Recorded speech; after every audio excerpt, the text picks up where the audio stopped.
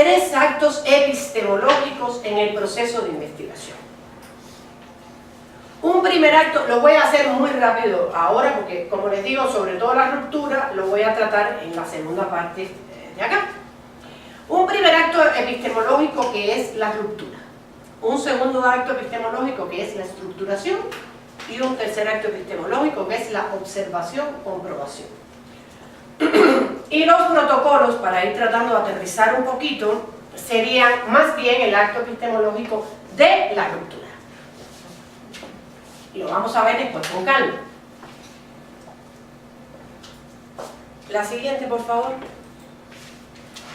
Y quiero empezar a hablar un poco de la ruptura a partir de esta caricatura, que no sé si conocen. ¿Conocen la caricatura de los monos, la escalera, los plátanos y la ducha helada? No. Mis alumnos sí lo conocen. Bueno, un grupo de científicos agarra y toma 5 monos, les pone una escalera, sobre la escalera le pone un racimo de plátanos, bananos en Colombia, ¿no? Plátano también. Plátanos. Bananos. Bananos colombianos, plátanos mexicanos. Le ponen encima a estos científicos colombianos, mexicanos, cubanos, encima de la escalera. Y por supuesto que van a hacer los monos, van a subir la escalera, a los monos les encantan los plátanos, ¿no? Van a subir la escalera a comerse los plátanos. La siguiente, por favor. Cuando un mono subía la escalera para agarrar los plátanos, los científicos le lanzaban un chorro de agua fría. ¿Ok? Entonces sabían que si querían tomar un plátano no lo dejaban llegar, pero ese chorro de agua fría no solo mojaba al mono que subía la escalera, mojaba a todos los monos. La siguiente, por favor. Por supuesto, entonces los monos aprendieron a que era malo subir la escalera. Y cuando un mono intentaba subir la escalera, el resto de los monos golpeaban a ese mono. Porque les iba a caer un chorro de agua fría por culpa del otro.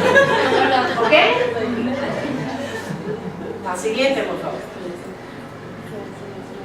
Entonces, fíjense qué interesante. Los científicos sustituyeron a uno de los monos y trajeron a un mono nuevo.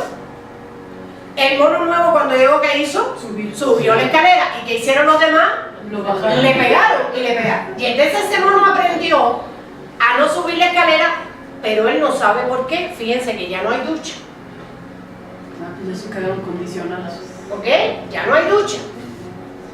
La siguiente, por favor. Un segundo mono sustituido.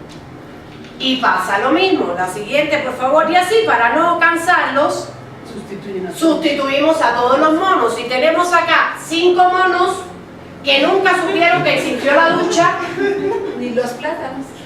Ni nunca supieron que existió, pero nunca suben la escalera. ¿Ok? Se los dejo de tarea para esta noche. Tercera tarea para esta noche. ¿Cuántas veces no construimos la investigación a partir de cosas que nosotros ni nosotros mismos nos preguntamos? Y cuidado, porque el trabajador social es un trabajador que trabaja en el dedo de la llaga, en la política social, en la desigualdad social. Lo vamos a ver en la segunda parte de acá. Y eso duele. Y hay muchas veces que partimos de nuestros puntos de vista, que partimos de nuestros dogmas, que partimos de nuestro sentido común, positivo o negativo. Entonces, la siguiente, por favor.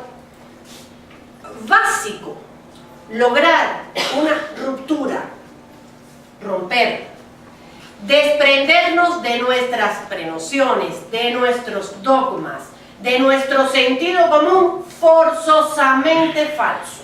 Vamos a ver ese sentido común forzosamente falso en la segunda parte de nuestro trabajo.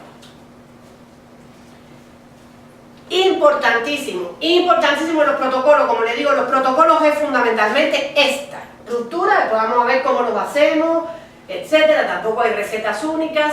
Les quiero decir que yo vengo aquí con más preguntas que respuestas, ¿no? Entonces, para que vayan sumando para la lista de preguntas que se van a hacer esta noche. Pero, primera sugerencia. el rigor investigativo, la seriedad investigativa. ¿Y por qué es importante la seriedad en la investigación? Porque nosotros, los investigadores en ciencias sociales, somos generadores, somos creadores de taxonomías, de cosas. Cuando yo escribo un artículo y digo que el sexo es una variable que está relacionada con determinados comportamientos y que las mujeres tal cosa y los hombres tal cosa, la gente me cree y me publican y me citan y me usan en las tesis. Entonces es una responsabilidad muy grande y esa va a ser las investigaciones, porque espero que las investigaciones de todos ustedes sean relevantes y los publiquen y los lean y los citen. Confío en que los trabajos de maestría no sean trabajos puramente racionales para llegar a un fin, sino sean trabajos de compromiso social, de esa realidad social que necesitamos transformar y no se transforma, y porque ese conocimiento no tiene una expresión de cambio, de transformación social. Ahí dependerá mucho también de la responsabilidad nuestra como científicos sociales. Entonces, ojo, la ruptura es una etapa obligada, es un acto epistemológico obligado, pero también forma parte de nuestra ética de investigación, de nuestro compromiso como investigadores, de nuestro compromiso social.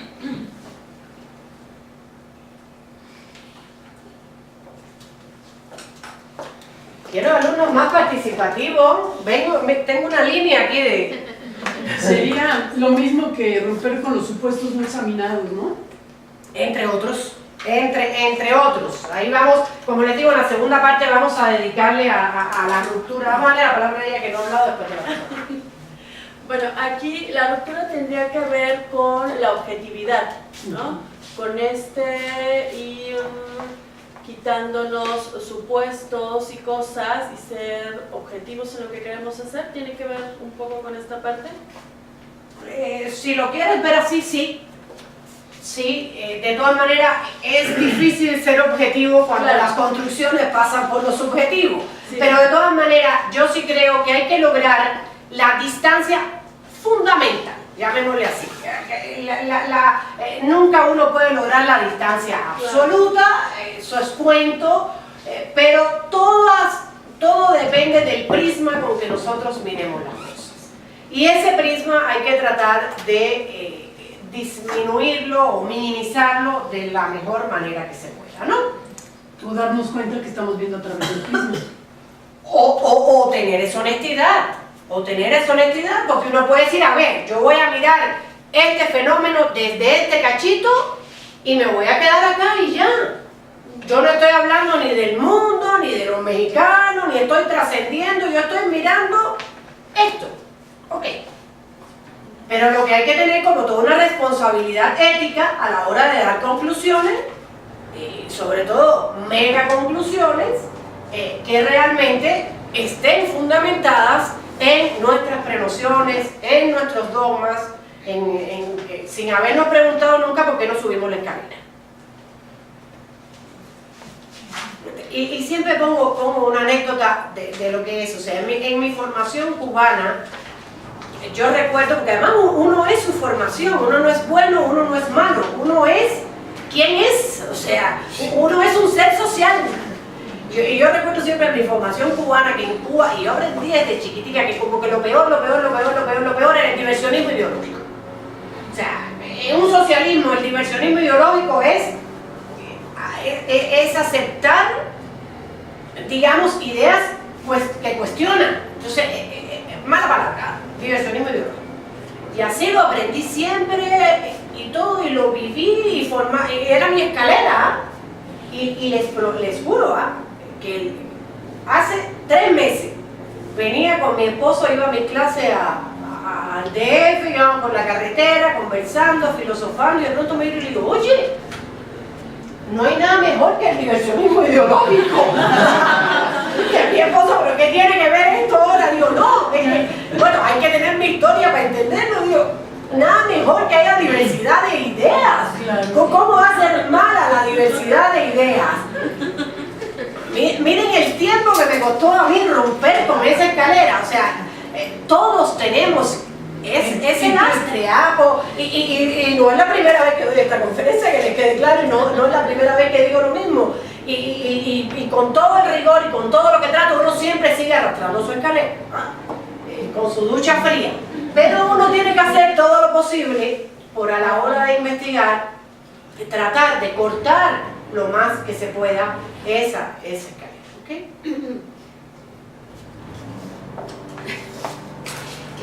Yo me quedo pensando, viendo los monos, la escalera, las bandanas arriba, y en mi vida cotidiana, o sea, yo, un mono,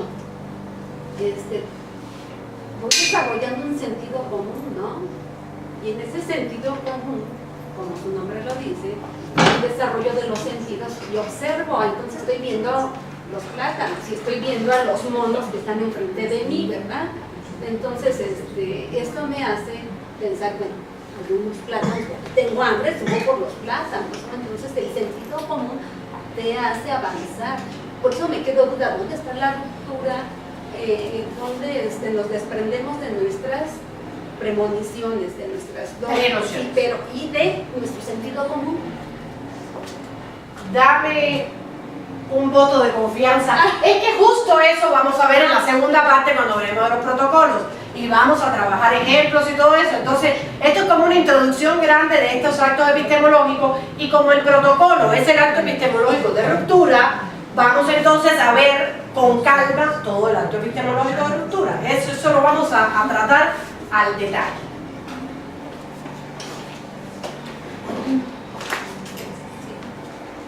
Nada más quería como clarificar un poco para ver si estoy entendiendo lo de la ruptura. Si yo te paso como toda la estructura de lo que pienso, que es un tema, que he estado trabajando, etc. En el momento en que yo me empiezo a preguntar, a cuestionar sobre ese tema, ya llevándolo hacia la investigación, estoy generando lo que es mi pregunta de investigación o mi planteamiento del problema. ¿Ese momento es el de la ruptura? ¿O tiene relación? Por ahí va. Otro voto de confianza te pido. Sí.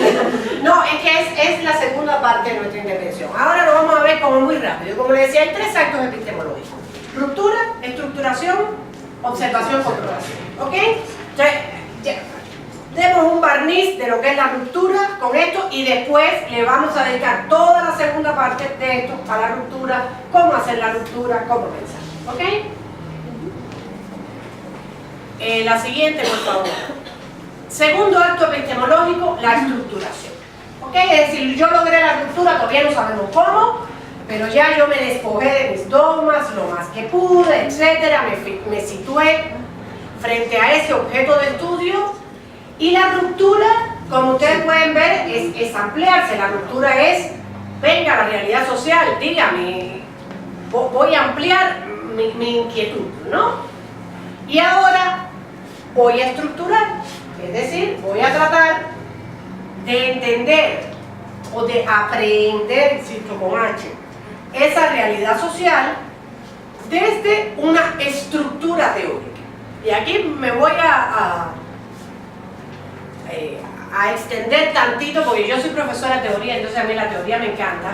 Normalmente la teoría es una lata para todo el mundo, que lata leerse a tantos autores, etcétera. Y yo considero que la teoría es lo más importante que tenemos en la formación, porque la teoría es decir, no aprendan de mí, aprendan de los grandes pensadores.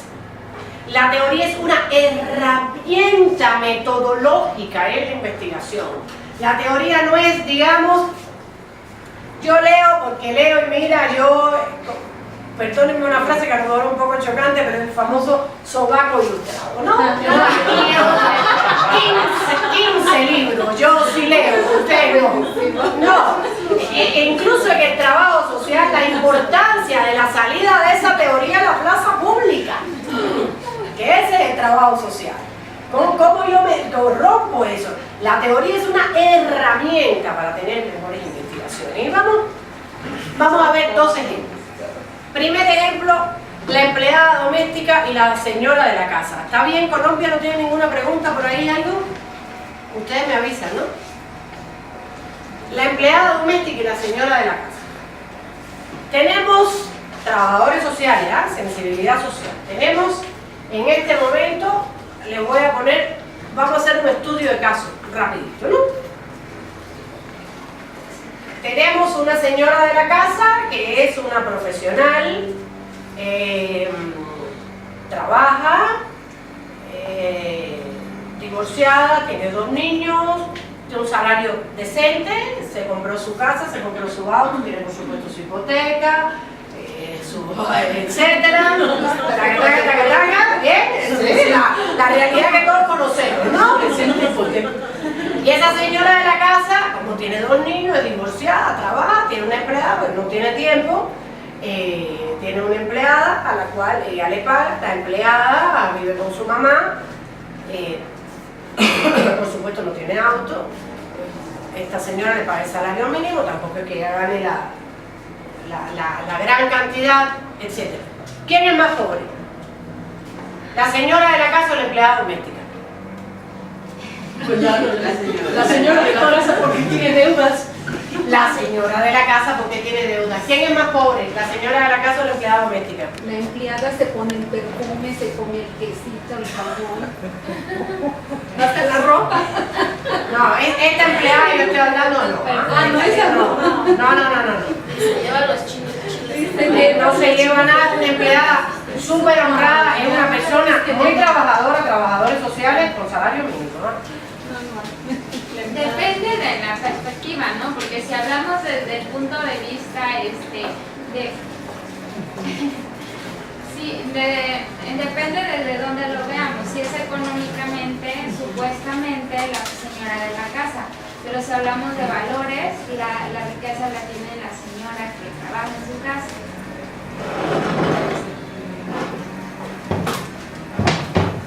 Sí, primero tendríamos que entender qué es riqueza. Y entonces hay riqueza material, pero hay riqueza espiritual, riqueza de valores, riqueza de relaciones. Ella vive con su mamá, tiene un trabajo honesto, y la otra mujer está involucrada en cosas económicas, ¿no? Le da mucho valor a lo económico, por eso trabaja fuera. Exacto. Bueno, pero en primer lugar es la cultura, ¿no? O sea, cuál es mi contexto, cómo me siento bien. Pero también aquí hay como, veo a la empleada, veo a la patrona, a la dueña de la casa, hay como un empoderamiento de la dueña de la casa, la que manda, la que dirige. Hay una relación de poder. Hay una relación de poder, por supuesto, son las relaciones sociales. Miren, rápidamente, ¿cuántas perspectivas hay? Muchísimas. Con respuestas diferentes. ¿Ok? Si yo, y aquí es donde viene la importancia de la teoría. Y aquí es donde viene la importancia de dónde yo me sitúo para leer el caso, la empleada doméstica y la señora de la casa. Porque si yo no uso la teoría y yo me sitúo en mis prenociones y yo tuve un mal ejemplo de una empleada que se robaba las cosas de la casa y se echaba mi perfume, es muy probable que mi tesis se vaya por ahí. Eso es una tesis sin ruptura, basada en mi escalera, En mi experiencia. en mi experiencia. Y eso no es investigación científica. Si yo digo, bueno, rompí mis prenociones y voy a utilizar a Zygmunt Bauman como autor para leer el tema del empleado doméstico y la señora de la casa, yo voy a coincidir contigo. Sociedades líquidas. Y yo voy a usar el término de Bauman de capital negativo para entender la pobreza escondida que hay detrás de las deudas. La empleada vive con un salario mínimo, pero la señora de la casa debe el salario de los próximos 20 años. Sí, ¿no? Cuando tú lo pones en números, esta vive en el borde, pero esta vive en el abismo. No, y no lo vemos normalmente. Si utilizas otro concepto de pobreza, el del INEGI, bueno, pues entonces lado, si utilizas otro autor, si utilizas a Marx o el neomarxismo, entenderás el tema de la relación de poder que hay aquí atrás, y que aunque la señora de la casa tenga un capital negativo, no es lo único que incide en el tema de las relaciones sociales, que aquí hay una relación de poder que hace que esta señora explote o se esté apropiando de una parte del trabajo de la empleada doméstica, etc. La posición en la que yo me sitúo después de haber hecho la ruptura, la posición teórica en que yo me sitúe para entender ese caso, me llevará a diferentes aproximaciones del fenómeno. La teoría es un espejo a través del cual miramos, o un lente a través del cual miramos la realidad social, y esta teoría me permitirá ver aquí la palabra agua, y la otra me permitirá ver la palabra natural. A lo mejor hay una más sólida que me permite ver agua natural, pero este lado todavía no lo he visto. Digamos, hay una palabra que nunca sé traducir al español, que en francés se dice grille d'analyse, es como la malla de análisis. Háganse la idea que ustedes tienen una malla y que ustedes a través de esa malla miran esa realidad social, malla de análisis. Entonces la teoría es eso, es la malla de análisis para mirar un pedazo de esa realidad que ustedes van a estudiar.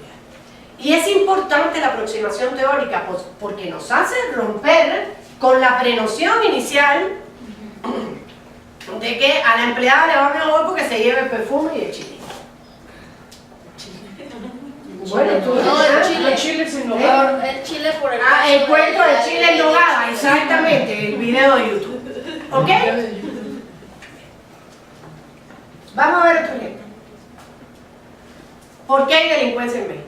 Vamos a suponer, esa es mi Por la investigación. desigualdad. ¿Por qué hay delincuencia en México? ¿Por qué estamos viviendo esta situación tan importante de delincuencia? Falta de oportunidades y Vaya pasando el micrófono. falta de oportunidades, la gran diferencia económica que hay, que unos pocos tienen todo y muchos no tienen nada. También podría ser la falta de motivación. Le sumo una pregunta a lo que dice. Ok, ¿y por qué si todos estamos más o menos igual ante esa falta de oportunidades, unos son delincuentes y otros no? Porque si la respuesta es la falta de oportunidades, entonces todos los que no tenemos oportunidades somos delincuentes. Yo creo que es la falta de valores también que se ha perdido en la familia. En la familia y en las escuelas. El abandono de los hijos. El abandono de los hijos, falta de valores. Ustedes hablen y sigan pagando. Bueno, también porque la violencia genera más violencia y es creo que una de las acciones que se han venido como repitiendo. Okay. Por imitación de modelos y de patrones, ¿no? O sea, que nos dicen cómo deberíamos de ser y estamos buscando seguirlos, y hay muchos padrones que están marcando esquemas de delincuencia. Ok.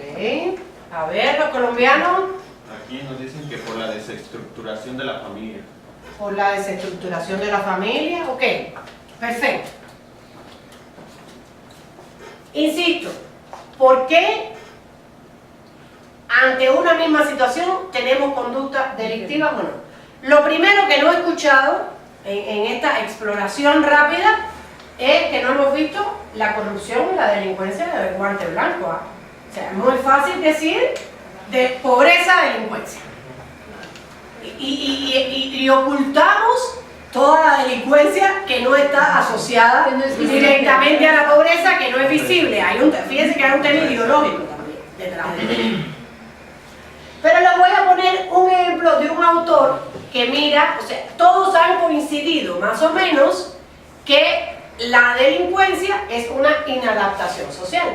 Es decir, que los delincuentes son delincuentes porque hay una sociedad rota en valores, en educación, etcétera, económicamente, una fractura social que lleva a esa inadaptación y entonces a la producción de conductas delictivas.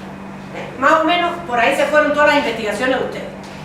Bueno, perdón. Bueno, a mí estoy de acuerdo con lo que dicen las compañeras y compañeros. Yo le agregaría, tomando el caso un poquito con las personas tratantes de personas, la trata de personas de Tlaxcala, que más que ser inadaptados sociales quieren ser adaptados sociales. ¿Por qué? Exactamente. Porque precisamente en esta búsqueda de tener recursos económicos sí se quieren parecer a esa gente, tener una buena casa, tener un buen auto, que sean recibidos en los Sambors, en los VIPs, y que tengan ese nivel, ese caché. No importa a costa de mujeres esclavizadas, ¿eh? O sea, igual un familiar mío falleció, él vendía quesos, de esos quesos, él era de Macusac, y él vendía sus quesos, ¿no? Pero además no eran quesos que él hacía, sino que vendía para otro señor sus quesos. Un día me lo encuentro y me dice, me enseña sus rodillas, que lo acababan de asaltar en una colonia vecina, y como no le pudieron sacar dinero, lo dejaron hincado con 2 ladrillos en el sol. Y yo decía, después supe que lo habían asesinado y a él, a su familia, porque vendía droga, ¿no? Y fue bien interesante porque mucha gente lo empezó a juzgar a mi primo, ¿no? Y yo le decía, pues es que vendiendo quesos, cuando iba a comprar un carro, cuando iba a llevar a su mamá a galerías a comer, cuando le iba a llevar a su esposa y a sus hijos ropa de marca, vendiendo quesos. O sea, claro que no. Entonces, lejos de ver esa inadaptación social, no generalizo, pero sí he visto muchos casos que sí se quieren adaptar, que si quieren traer su iPhone y quieren traer las trocas del año, las morras mejores, ¿no? No sé, pero bueno. No, excelente tu reflexión. Justo ahí iba. Pero vamos a escuchar a Colombia primero y ya concluimos. ¿Qué dice Colombia? Nos dice que el sujeto de la delincuencia es una persona que no tiene en cuenta normas y límites sociales. Ok, yo creo que coincide un poco con la inadaptación. Fíjense cómo podemos llegar a 2 conclusiones totalmente contradictorias. Una fue la delincuencia es inadaptación social y otra es la delincuencia es adaptación social. Por ejemplo, hay un autor interesantísimo que se llama Michel Crozier, que en su teoría él trata de demostrar por qué la delincuencia es adaptación social, y no tanto en el sentido que tú lo dices. Fíjense qué interesante. Él dice, los seres, las personas, en el sentido más weberiano del término, nosotros actuamos siempre en la búsqueda del reconocimiento social. Es decir, yo hoy me levanté tempranito, me duché, me pinté mis pestañas para llegar aquí y dar lo mejor de mí, para que ustedes me reconozcan mi acción, y ustedes tratan de dar lo mejor de ustedes para que sus compañeros les reconozcamos su acción.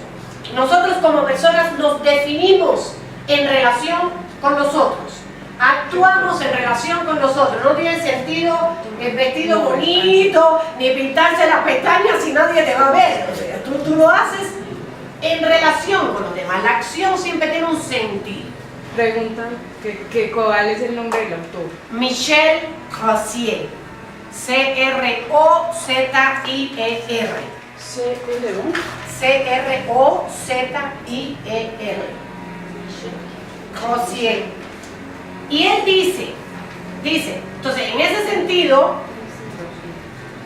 en un lugar, pensemos, no sé, Tepito, un lugar donde realmente hay una ruptura del lazo social. Pensemos en un lugar de narcomenudeo. ¿Ok?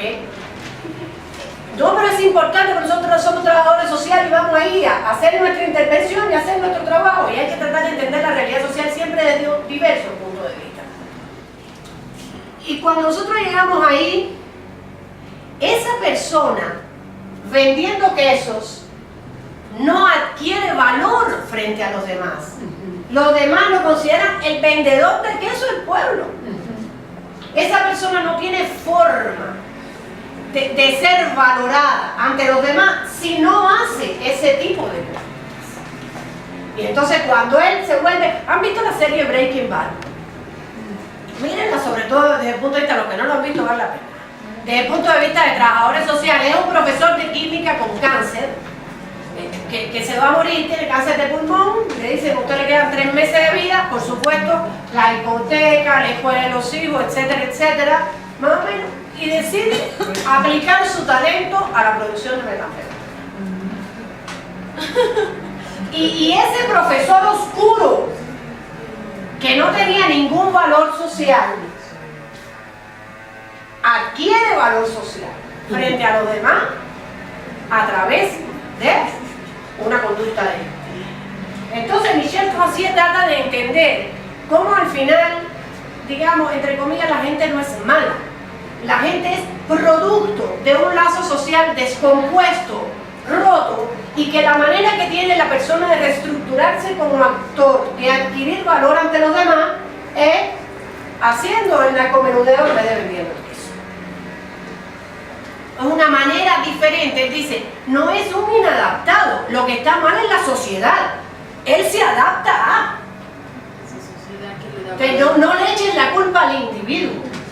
Échale la culpa a ese lazo social roto, descompuesto, que hace que la única manera que tenga ese individuo de reconstituirse como persona es a través de esa conducta. Fíjense que es un mismo fenómeno, una lectura que nos lleva por un camino A y otra lectura nos lleva por un camino B. Les hago todo este cuento no para decir que Crozier tiene razón sobre otros autores, etcétera, sino para que vean cómo una postura teórica nos puede llevar por caminos totalmente diferentes a otra postura teórica, y que tampoco quiere decir que esto sea malo. Y entonces, porque mi investigación dé conclusiones diferentes a la tuya, no quiere decir que la mía sea buena y la tuya sea mala, o viceversa, sino que hay posturas teóricas, posturas metodológicas, caminos investigativos diferentes, y son múltiples y son muchísimos, y eso también lo tenemos que aprender a la hora de hacer investigación. ¿Alguna reacción? Ya les dije que yo vengo con más preguntas que respuestas. Ustedes esta noche no van a dormir, ¿ah? Colombia, ¿alguna pregunta? Seguimos entonces, ya casi vamos a terminar la primera parte, no se asusten, ¿eh? Entonces, les he hecho todo este cuento para que piensen un poco en cuál es el rol, cuál es el papel que tiene la teoría. La teoría no es un cortar y pegar de párrafos, que es lo que generalmente me encuentro en los trabajos de investigación que leo. Se leen 15 artículos, cortan y pegan párrafos. Para este autor esto quiere decir esto, para este autor esto quiere decir esto, de otra perspectiva que esto quiere decir esto, cortan y pegan, magnífico, cumplieron el rol, hicieron el juego de la ciencia social y se acabó. Eso no es investigación. Hacer investigación es estructurar, es tomar un partido teórico, que puede ser de dos maneras. Yo digo, Crozier me viene perfecto, me agarro la teoría de Crozier y eso es un modelo sistémico, y me tomo a todo Crozier, y Crozier es mi grille d'analyse para leer la realidad. O no tuve tan buena suerte, que es lo que generalmente nos pasa, ¿no?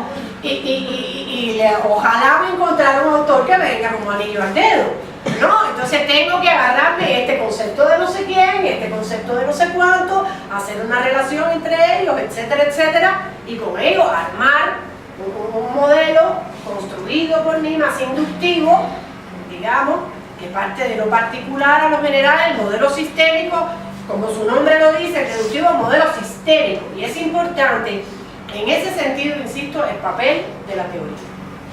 Primero, el papel de los clásicos. No por viejos, no son vigentes.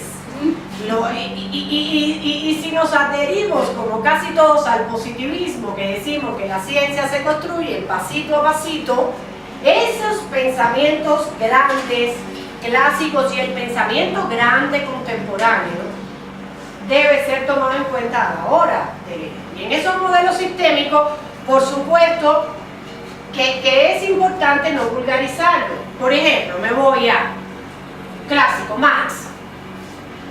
Yo no puedo hablar en Marx de capital si no hablo de fuerza productiva, si no hablo de relaciones de producción, si no hablo de modo de producción, si no hablo de plusvalía, si no hablo de capitalismo. Digamos, son conceptos relacionados, entrelazados, que solamente tienen sentido cuando yo trabajo la teoría de Marx. Porque si yo me voy a Bourdieu, capital en Bourdieu no significa lo mismo que capital en Marx. El mismo nombre, pero un concepto distinto. Y para hablar de capital en Bourdieu, tengo que hablar de campo, y tengo que hablar de espacio social, y tengo que hablar de capital simbólico, capital económico, capital social, capital cultural, y tengo que hablar de hábitos, y tengo que hablar de distinción, y hay un conjunto de conceptos que conforman la trama teórica o el modelo sistémico de Bourdieu que no tienen sentido el uno sin el otro y que tienen toda una lectura sistémica. ¿Ok?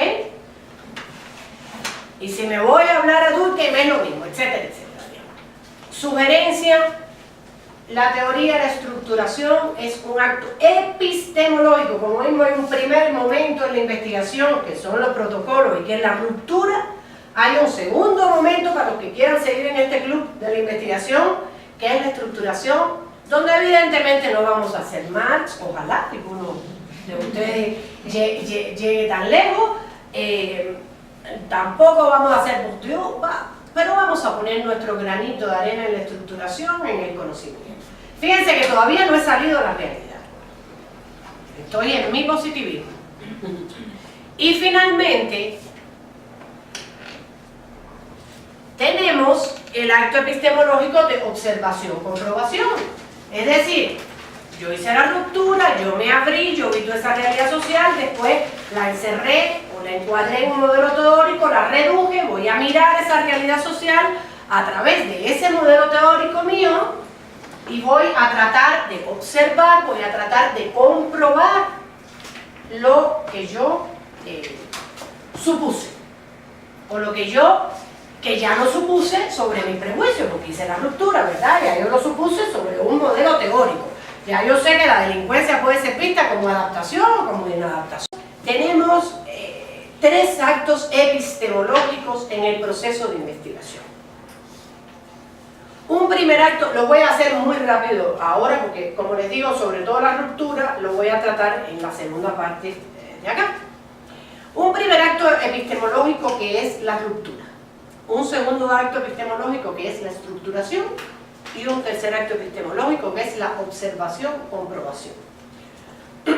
Y los protocolos, para ir tratando de aterrizar un poquito, serían más bien el acto epistemológico de la ruptura. Y lo vamos a ver después con calma. La siguiente, por favor. Y quiero empezar a hablar un poco de la ruptura a partir de esta caricatura, que no sé si conocen. ¿Conocen la caricatura de los monos, la escalera, los plátanos y la ducha helada? No. Mis alumnos sí lo conocen. Bueno, un grupo de científicos agarra y toma 5 monos, les pone una escalera, sobre la escalera le pone un racimo de plátanos, bananos en Colombia, no, plátano también. Plátanos. Bananos. Van a parte de acá. Y eso duele. Y hay muchas veces que partimos de nuestro punto de vista, que partimos de nuestros dogmas, que partimos de nuestro sentido común, positivo o negativo. Entonces, la siguiente, por favor. Básico, lograr una ruptura, romper, desprendernos de nuestras prenociones, de nuestros dogmas, de nuestro sentido común forzosamente falso. Vamos a ver ese sentido común forzosamente falso en la segunda parte de nuestro trabajo. Importantísimo, importantísimo los protocolos. Como les digo, los protocolos es fundamentalmente esta ruptura, después vamos a ver cómo los hacemos, etcétera. Tampoco hay recetas únicas. Les quiero decir que yo vengo aquí con más preguntas que respuestas, ¿no? Entonces, para que vayan sumando para la lista de preguntas que se van a hacer esta noche. Pero, primera sugerencia, el rigor investigativo, la seriedad investigativa. ¿Y por qué es importante la seriedad en la investigación? Porque nosotros, los investigadores en ciencias sociales, somos generadores, somos creadores de taxonomías, de cosas. Cuando yo escribo un artículo y digo, que el sexo es una variable que está relacionada con determinados comportamientos y que las mujeres tal cosa y los hombres tal cosa, la gente me cree y me publican y me citan y me usan en las tesis. Entonces es una responsabilidad muy grande y esa va a ser las investigaciones, porque espero que las investigaciones de todos ustedes sean relevantes y los publiquen y los lean y los citen. Confío en que los trabajos de maestría no sean trabajos puramente racionales para llegar a un fin, sino sean trabajos de compromiso social, de esa realidad social que necesitamos transformar y no se transforma, y porque ese conocimiento no tiene una expresión de cambio, de transformación social. Ahí dependerá mucho también de la responsabilidad nuestra como científicos sociales. Entonces, ojo, un mono nuevo. El mono nuevo cuando llegó, ¿qué hizo? Subió la escalera. ¿Y qué hicieron los demás? Le pegaron y le pegaron. Y entonces ese mono aprendió a no subir la escalera, pero él no sabe por qué. Fíjense que ya no hay ducha. Pues eso quedaron condicionados. ¿Ok? Ya no hay ducha. La siguiente, por favor. Un segundo mono sustituido. Y pasa lo mismo. La siguiente, por favor. Y así, para no cansarlos, sustituimos a todos los monos. Y tenemos acá 5 monos que nunca supieron que existió la ducha. Ni los plátanos. Ni nunca supieron que existió, pero nunca suben la escalera. ¿Ok? Se los dejo de tarea para esta noche. Tercera tarea para esta noche. ¿Cuántas veces no construimos la investigación a partir de cosas que nosotros ni nosotros mismos nos preguntamos? Y cuidado, porque el trabajador social es un trabajador que trabaja en el dedo de la llaga, en la política social, en la desigualdad social. Lo vamos a ver en la segunda. Plátanos colombianos, plátanos mexicanos, le ponen encima a estos científicos colombianos, mexicanos, cubanos, encima de la escalera, y por supuesto que van a hacer los monos, van a subir la escalera. A los monos les encantan los plátanos, ¿no? Van a subir la escalera a comerse los plátanos. La siguiente, por favor. Cuando un mono subía la escalera para agarrar los plátanos, los científicos le lanzaban un chorro de agua fría. ¿Ok? Entonces sabían que si querían tomar un plátano no lo dejaban llegar, pero ese chorro de agua fría no solo mojaba al mono que subía la escalera, mojaba a todos los monos. La siguiente, por favor. Por supuesto, entonces los monos aprendieron a que era malo subir la escalera. Y cuando un mono intentaba subir la escalera, el resto de los monos golpeaban a ese mono. Porque les iba a caer un chorro de agua fría por culpa del otro. ¿Ok? La siguiente, por favor. Entonces, fíjense qué interesante. Los científicos sustituyeron a uno de los monos y trajeron